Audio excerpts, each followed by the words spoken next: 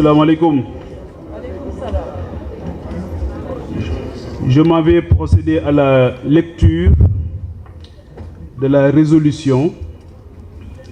de cette rencontre importante qui a lieu aujourd'hui. Réunis ce jeudi 19 septembre 2024 en Assemblée générale constitutive, les 10 partis,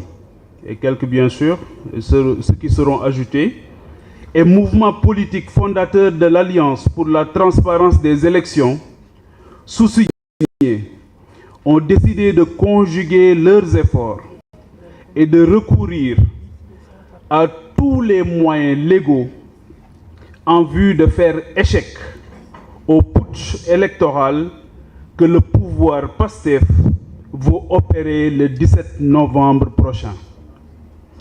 Pour la première fois, depuis 1993,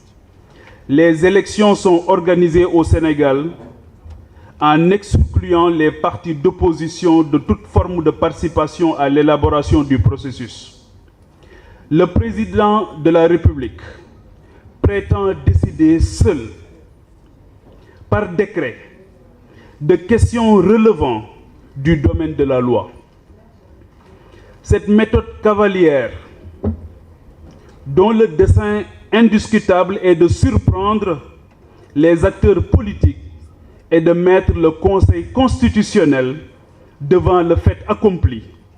constitue une violation flagrante de l'article 2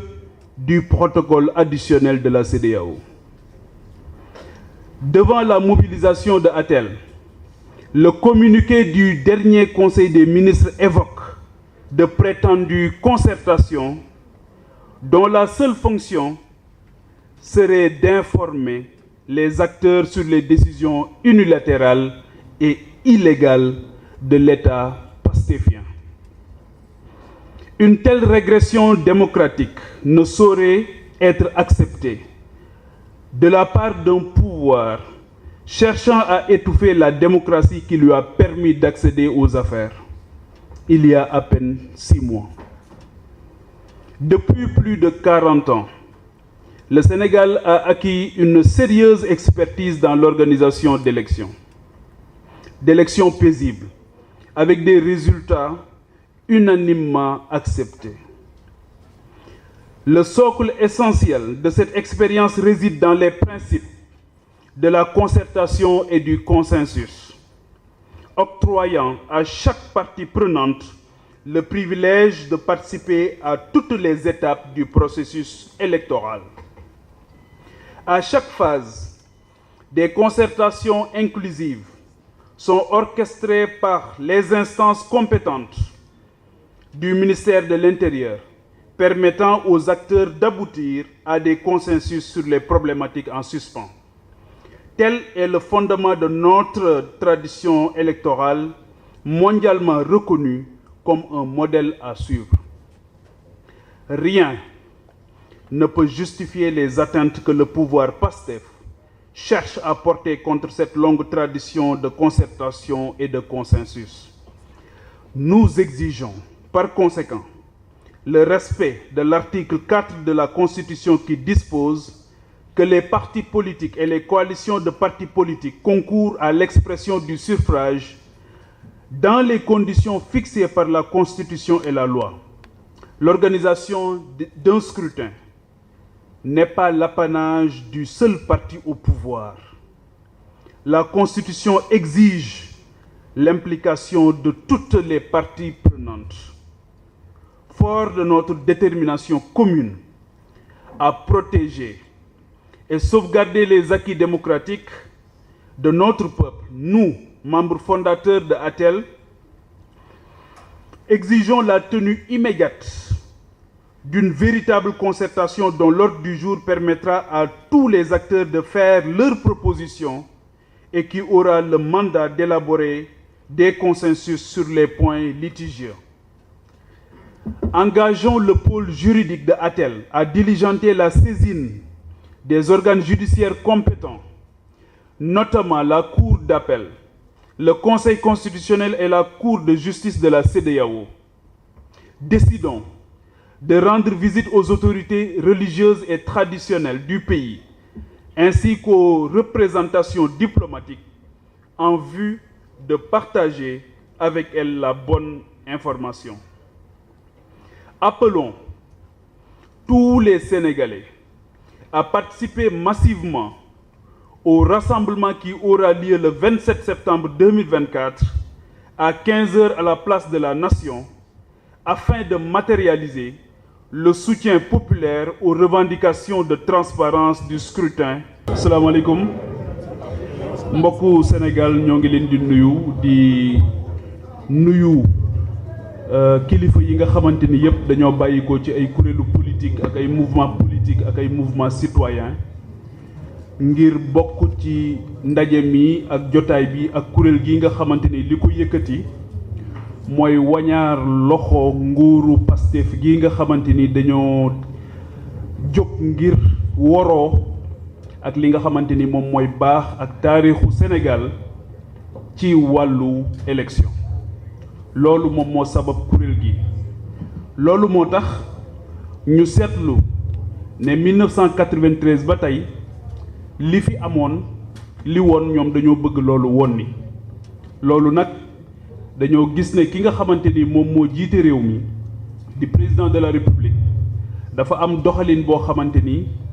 ngor nanguwu ko njekk nanguwu ko jom nanguwu ko lépp loo xamante ni dafay tax nit gis président de la République am ci doxalinam ci élection yi dañoo gis ne dafa woroo ak loolu moo tax ñi nga xamante ni dañoo jóg ngir li ñu seetlu